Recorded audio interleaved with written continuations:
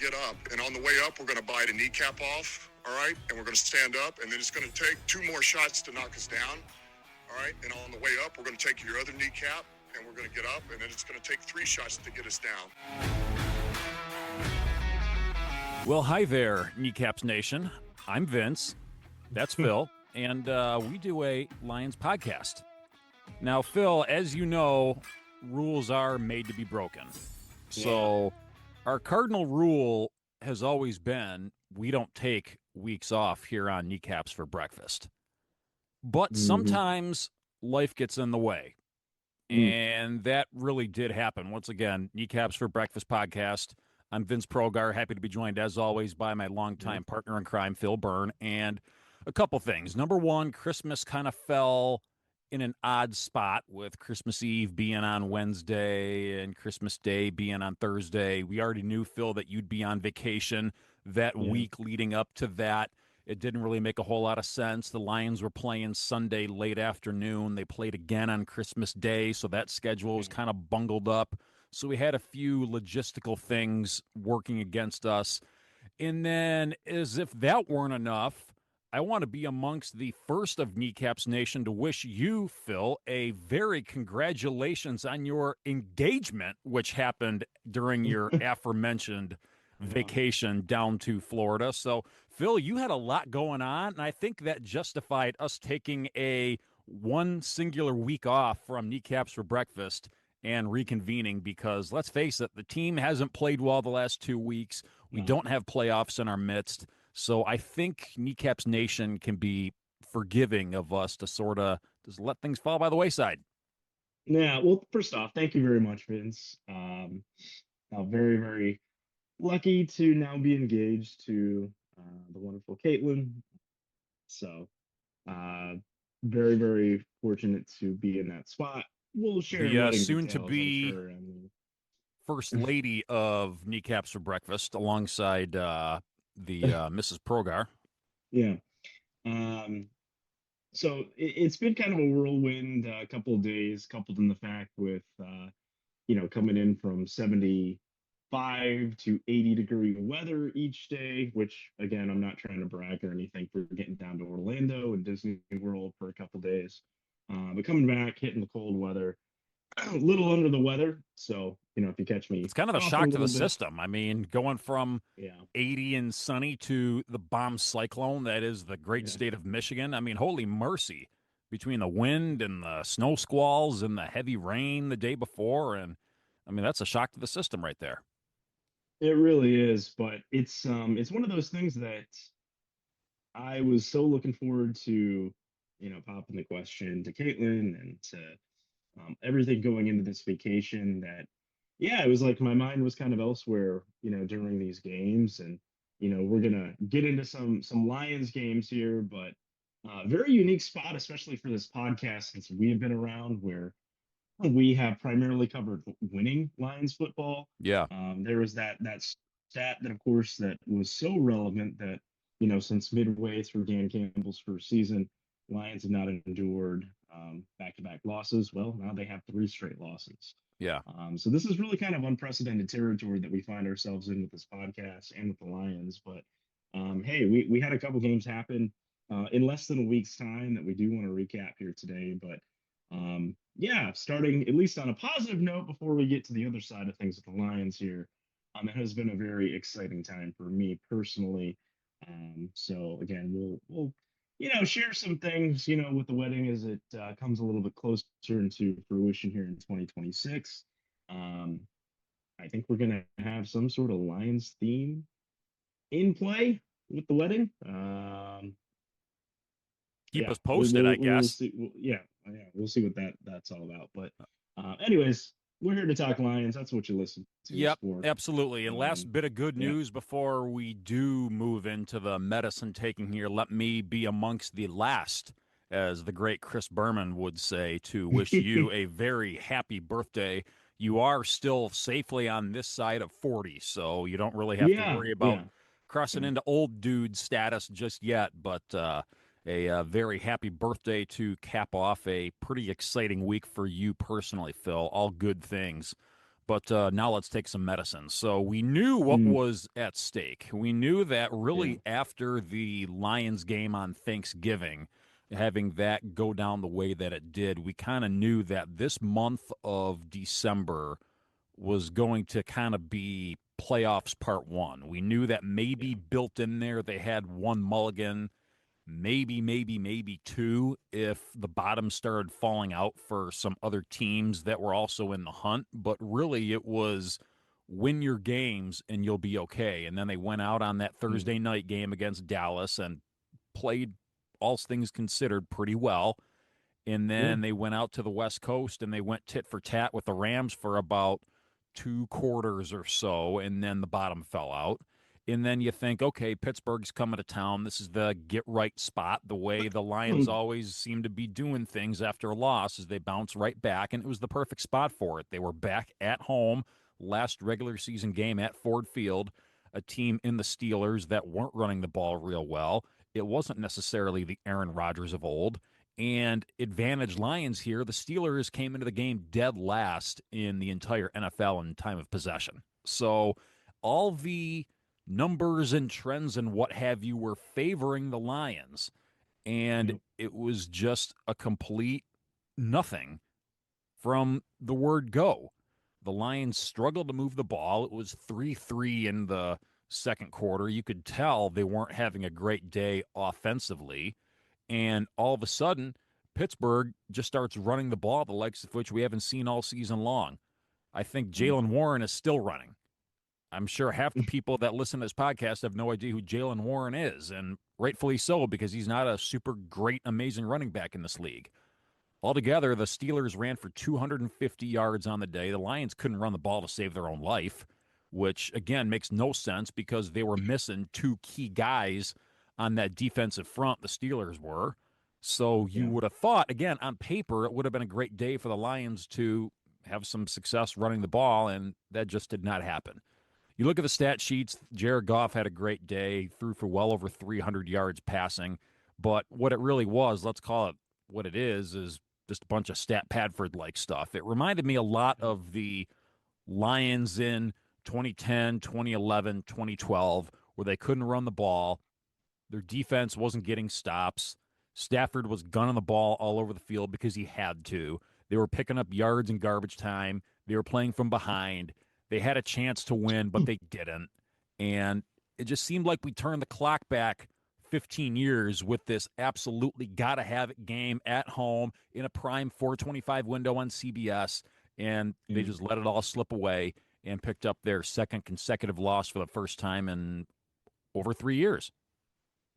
It's the lines. Like that is what this whole Dan Campbell regime has been built upon and based around is having strong play on the lines. And I know we've made a lot of discussion and chatter about that other defensive end spot outside of Hutch. But at least during that, you could count that the Lions were very strong against the run up the middle, the linebacker spot. Jack Campbell had had a phenomenal year. Well, Ali McNeil comes back, and his first couple of games, I thought he made a pretty good impact. In this game against the Steelers, and really going back to Thanksgiving, he just does not seem to be disruptive as he should be. And I don't know if this is a case of on that defensive line. I don't want to say he got rushed back, but maybe I'll say he it. I was think he got healthy. rushed back. I think they He, realized yeah, that, hey, we can't do this with a rookie in Tyleek Williams and an aging DJ Reader and yeah. whatever you get from Roy Lopez. They knew they needed to get this guy back because they're paying him too much money to just sit there in rehab. But I think Aleem was healthy to play, but I don't think he was in game shape to be able to make any sort of impact. And that defensive line up the middle has been a sieve for the last number of weeks. Conversely, on the offensive side of the ball, obviously we've had the issues about the center position and what's going on there. But then when Christian Mahogany went down, that was at least a guard that had been playing pretty well. Not getting him, well, then the three spots in the interior side of the offensive line complete crapshoot of what you're getting. You know, Tate Ratledge being a rookie, he's had some good play, he's had a lot of bad play. So it just comes down to, yes, we look at all the injuries, but the offensive line and the defensive line and how they react to the running game really, really impacted what the Lions were able to do this season. And now, yeah, you know, we're not in the hunt graphic. We're simply out of the playoffs. And this is crazy because you would still think that this Lions team should be better than the Vikings with who knows what at quarterback and the Pittsburgh Steelers, who might be able to win a really, really poor division in the AFC North this season. And then you can tell, Phil, conversely, that the offensive line, as it's currently constructed, is beyond repair. I mean, for the Lions to have zero luck running the ball against a Yeah. banged up Pittsburgh Steelers front seven, it's almost like you knew when they had those first few drives that, hey, we're in for a doozy here in this one. Yeah, and it was just something that I don't even think it comes down to who's calling the plays, but it's the stuff that goes into game prep that we clearly don't have because we don't have Ben Johnson or we don't have Dan Campbell working in, you know, collaboration with some sort of Ben Johnson. And, you know, I think the other piece of this too is that's the easy name to throw out there. But think about all the other offensive coaches outside of Hank Fraley that also left in this offseason, you know? So whether it Well, is that the could be good running and bad. I backs mean, look coach, how whether it good is the Tanner receivers coach, Inkstrand's doing out there with the Jets. uh, point taken. But I think some of that element of the game prep, in case whatever that game plan is not working after a quarter, it seems like they really struggle into adapting whatever sort of adjustments need to be made. So, you know, I think that goes into some sort of game prep too, rather than just the play call. But Well, and yeah, there's a lot of the things. biggest thing to take into account from the Steelers game is just how completely inept they were in that third quarter. You have Yeah. Pittsburgh that gets the ball. Well, back up a little bit. It seems like every time the Lions lose the coin toss, the other team chooses to defer. It seems like the other team always does something at the very tail end of the second quarter and always does something at the start of the third quarter to really seize control of that game. What happened at the very tail end of that first half? You had that pass play where the guy, his name escapes me, who the receiver was. I apologize, but who caught the ball on his back and just got up and started running because Anzalone didn't tackle him properly. And boom, fluky touchdown where you thought, hey, maybe we can get a stop and keep this thing respectable going into the break. Now all of a sudden you give up that big score and have the game be tied going into halftime, and Pittsburgh gets the ball back at the second half, and now you're screwed.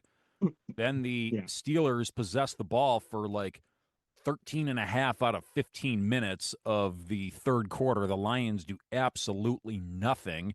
And then Pittsburgh, just death by a thousand paper cuts, wears them Yeah. down.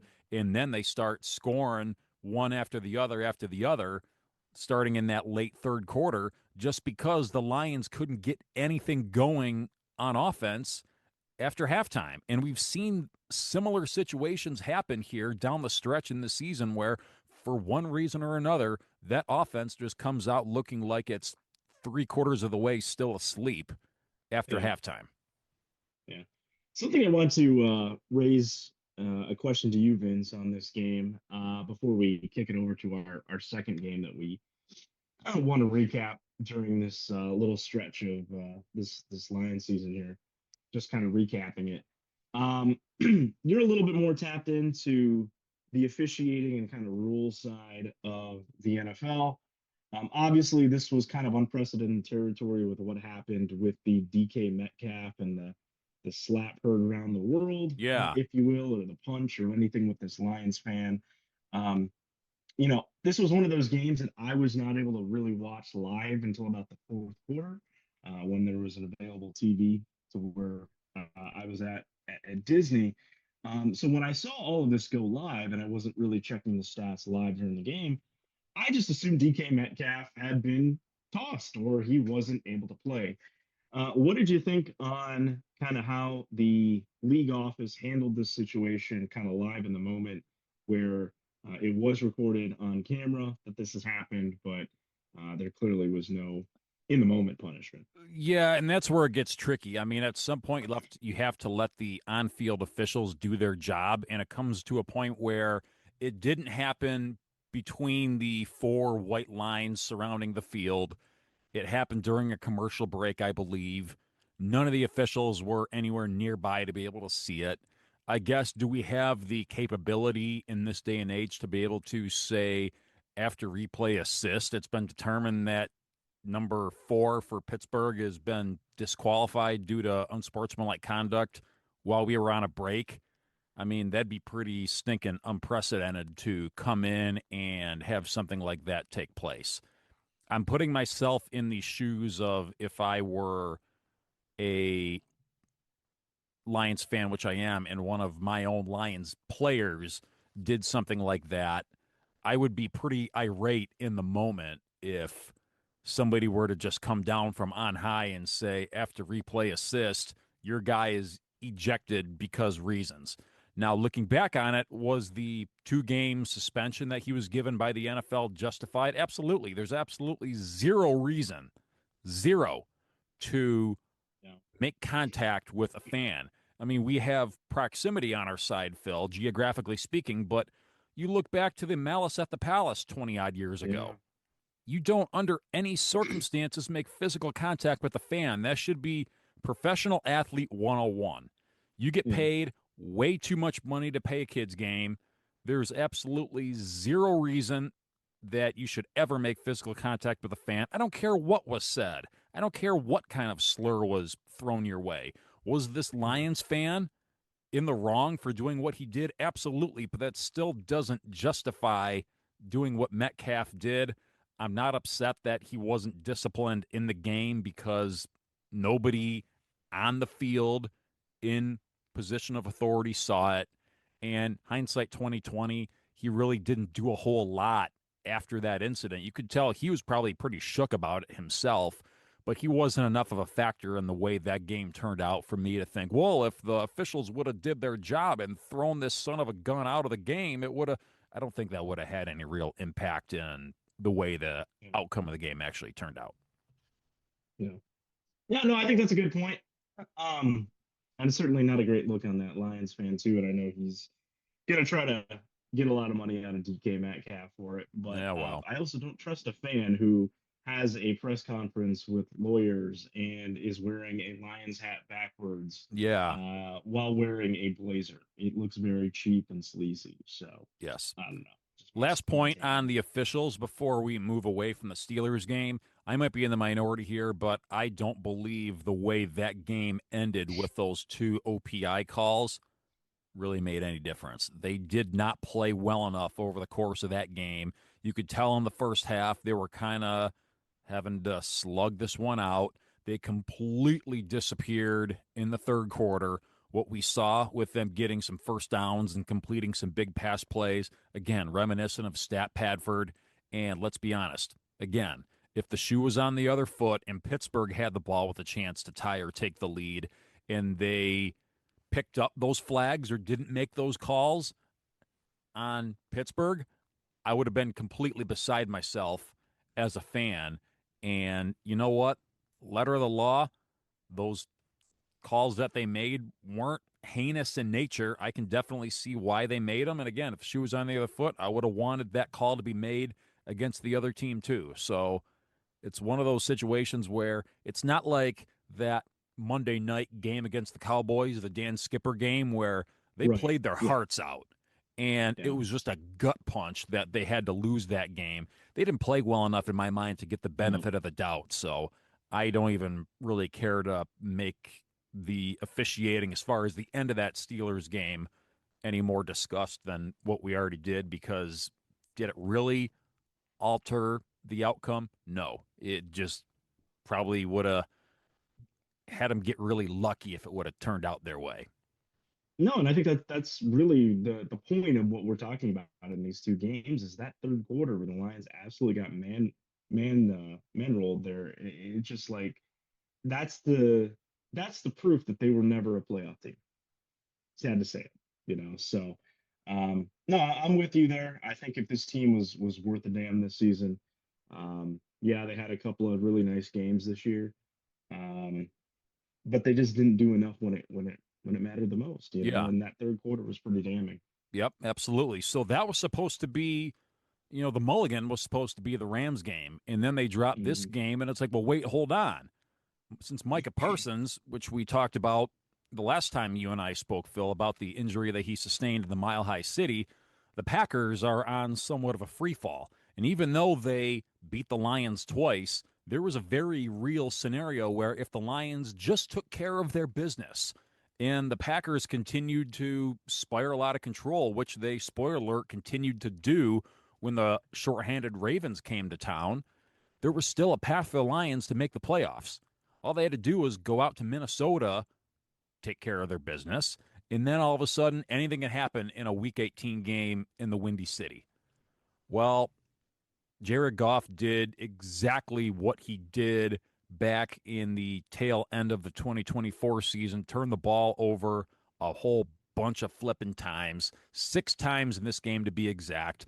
And if that wasn't bad enough, the Lions, for the first 56 and a half minutes of gameplay, held Minnesota to a net positive of 3 yards passing, with two of the most vaunted wide receivers in the game.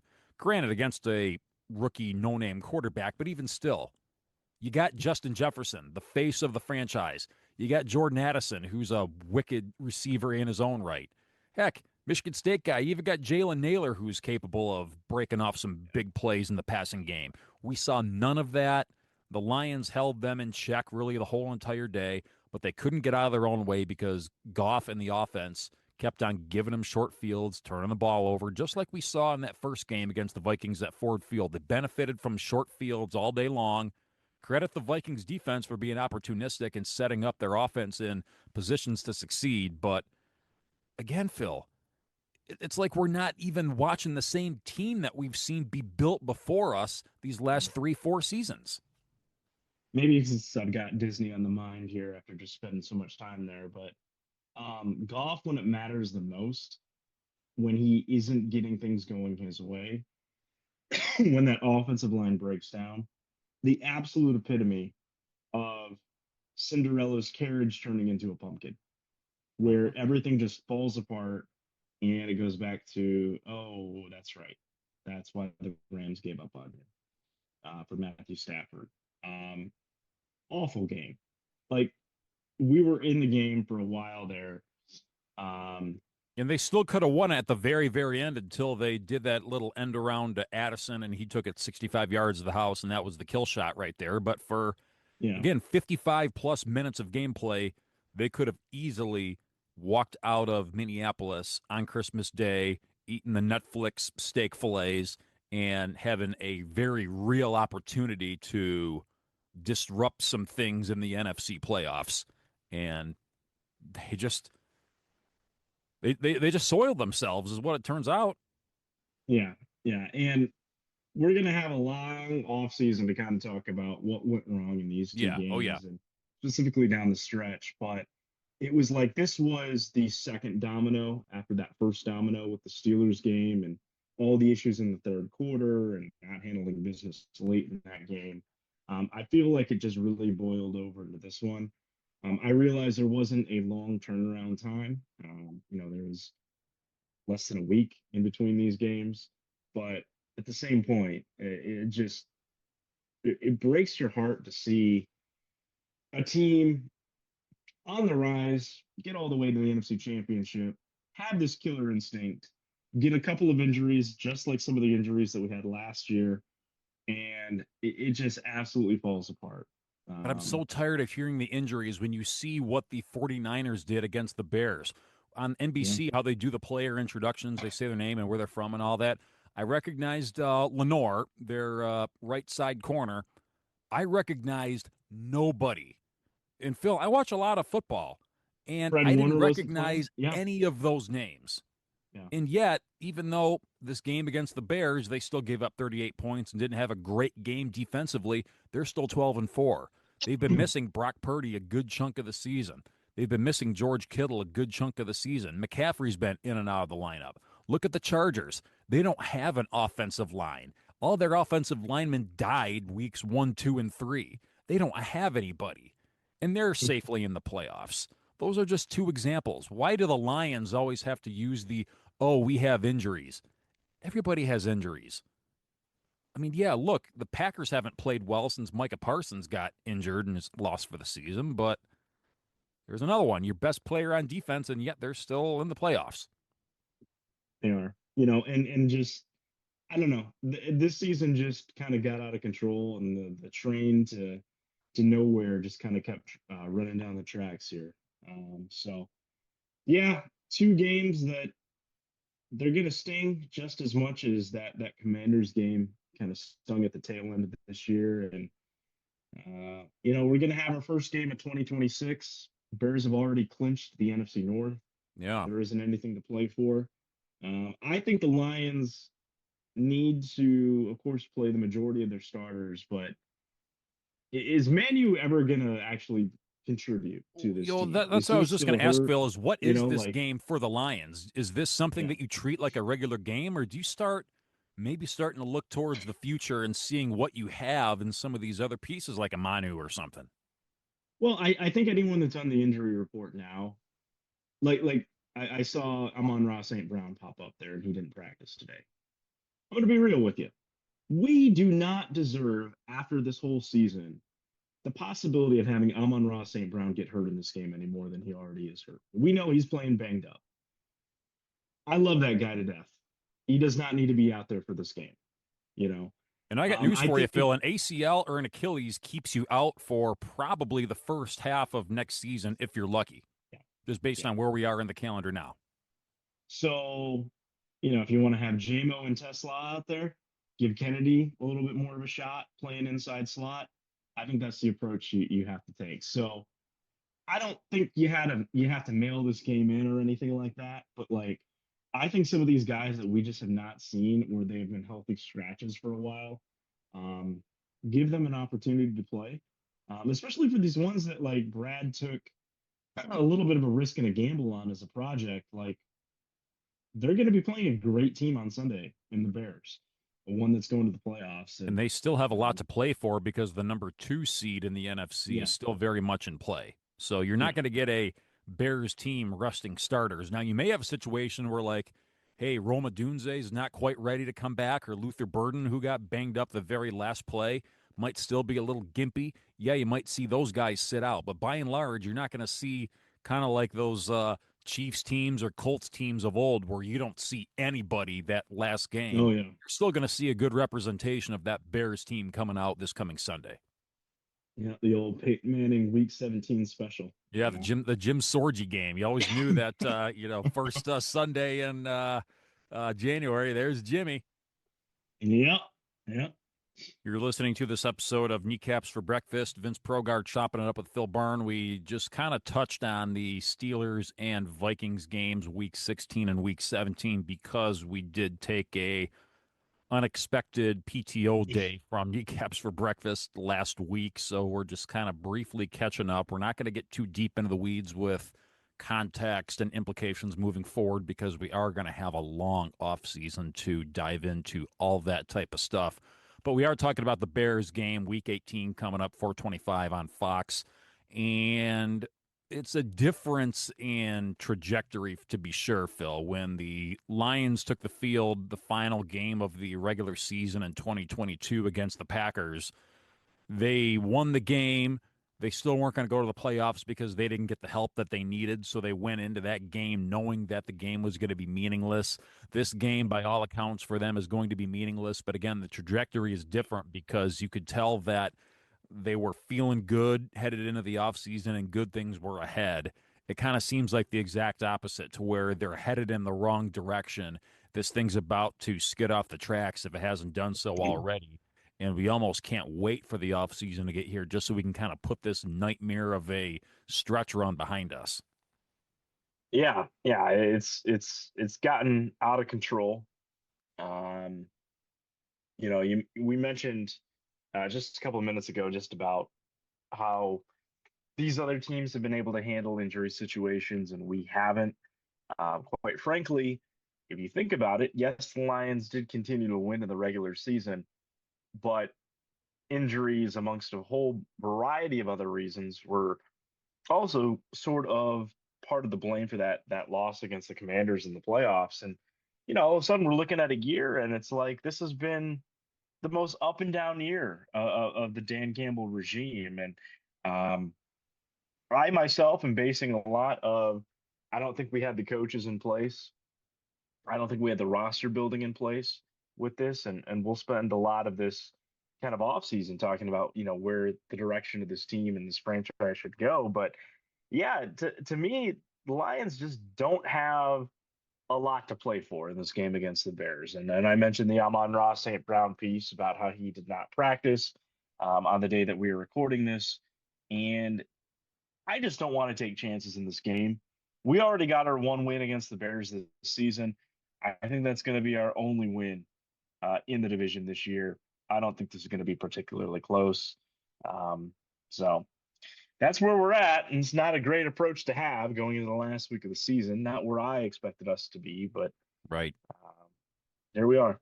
So Ben Johnson and the Bears sitting at 11-5 heading into the final game of the regular season against the Lions. Meanwhile, speaking of other former Lions coordinators, you have Aaron Glenn sitting over there with the New York Jets, sitting at 3-13 heading into the final Sunday of the regular season. Do you think Aaron Glenn has done enough to warrant another shot at year two, or do you think he kind of goes by the way of Rich Kotite and is kind of a one and done there in the Meadowlands? Well, it sounds like, based on the reporting that's coming out in New York, is that he has been issued he is safe um, for this first year. But uh, that has been an absolute dumpster fire with everything that he has encountered. Clearly not getting the quarterback situation right. Justin Fields, not a starting quarterback in the NFL. And just I think they gave up a lot of solid pieces at the trade deadline, so they're clearly in rebuild mode. Um, Whether there's other pieces in that organization that fall remains to be seen. I think we know the quality of coordinator that Aaron Glenn is. I just don't know if there's enough of a environment of winning in the Jets organization that will allow him to actually do anything there. I don't think it's going to be a one and done based on everything that we're hearing to this point, but um, that is his battle that he took on, to go be the head coach of that franchise. And I think they're going to give him a little bit more time to see his vision come through, but I would say probably no more than at least one more year if he can't get things going. I leave you with this before we get to the picks. The Jets' leading receiver on the season is Garrett Wilson, except Garrett Wilson hasn't caught a pass since October. So Oh my if God. that's not emblematic of just how bad and putrid that New York Jets offense is, I mean, yeah, yeah. Tanner I have Ekstrom. nothing more to add. Yeah. Yeah. To think he could have been our offensive coordinator. Crazy. Mm. Let's get some picks, Phil. We have the de facto NFC South championship game. In all likelihood, there is still a scenario where this game turns out to be meaningless. That's if the Falcons win on Monday night and they beat the Saints. That's kind of an iffy proposition, but it still, does exist. But in all likelihood, this is going to decide the NFC South. Panthers at the Buccaneers. Buccaneers in this one laying 2.5. Who are you liking this one, Phil? The Buccaneers have not looked good in about 2 months. No. And I don't think the Panthers are a good team, but they are playing better.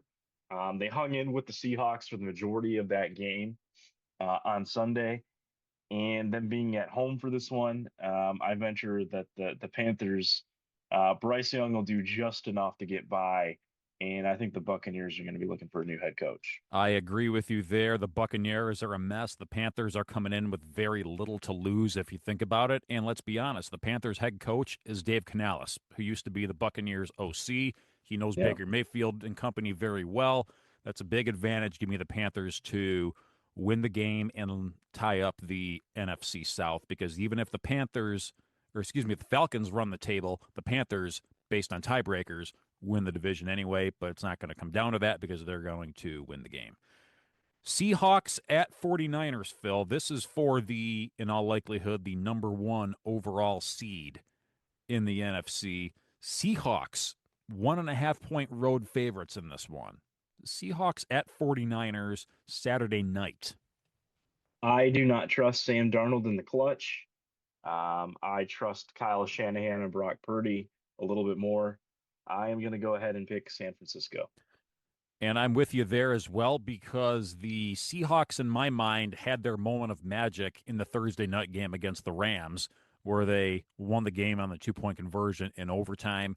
I don't think they're going to get that lucky a second time in 3 weeks. The 49ers have seemingly defied every hardship or roadblock that's been set in front of them, and I don't see why this is any different. Give me the 49ers to literally control the path to the Super Bowl, because they will not have to touch a suitcase the rest of the way, because they'd have the number 1 overall seed in the NFC, and the Super Bowl takes place at Levi Stadium this year. So that's a big enough incentive for them to go out there and beat the Seahawks. Last one up, Phil, and this is game 252. The Baltimore Ravens are 3.5-point favorites as they travel to Pittsburgh to take on the Steelers. We still don't know the full status of Lamar Jackson yet, so I'm going to take this one off the board. Let's just pick the game straight up. Ravens or Steelers? Who you got winning the AFC North? Because this one's for all the marbles. Well, on the Steelers, we don't know if TJ Watt's going to play either. So arguably the 2 best players in this game. We don't know if they're going to play. But at the end of the day, I know that the Ravens do have Derrick Henry. He's coming off a monster performance. Steelers, of course, going to still be out without DK Metcalf in this game, coming off that suspension like we talked about. So I feel a little bit more confident in the Ravens. I know it is in Pittsburgh, but I'm going to go with the Ravens. I'm going to go with the Ravens, too, because it seems like the Ravens' biggest struggles have been at home. Oddly enough, they have played well on the road this season. Pittsburgh has been very hit or miss. And I think you called it out with Derrick Henry. They have the potential to have the best player on the field, and that's without even talking about Lamar Jackson, who may or may not give it a go. And I just think the Ravens are better built from a offense and defense complementary style. I do think they're better built to win in a one-game gotta-have-it spot more so than Pittsburgh is. I'll take the Ravens. And unfortunately, as far as this goes, we're in lockstep on all those. But final week of the regular season is upon us. Just seems like the seasons go by faster and faster each year. But here we are. And the next time you and I talk, Phil, it's going to be playoff time.